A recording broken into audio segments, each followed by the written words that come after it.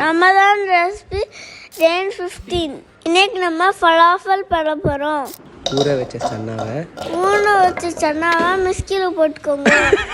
வெங்காயம் நசுக்கி போட்டுக்கோங்க அந்த மிக்ஸிக்குள்ள.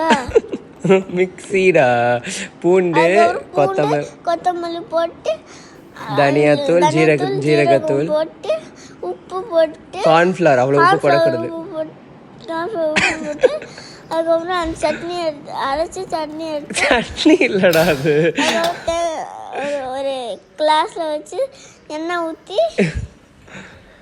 பொரிக்கிறோம். பொரிச்சு அவனுக்கு புரியல சட்னி என்ன பொரிக்கிறாங்க அப்படின்னு பார்க்குறான். அது மாவிடாது. கொத்தமல்லி நசுக்கி தயிர் ஊற்றி நல்லா மிக்ஸ் பண்ணி பால் ஊற்றி நல்லா மிக்ஸ் பண்ணி அது தொட்டு சாப்பிடுங்க. நசுக்க மாட்டோம்டா, அது பேர் நறுக்கிறது. நறுக்கி சாப்பிட்டு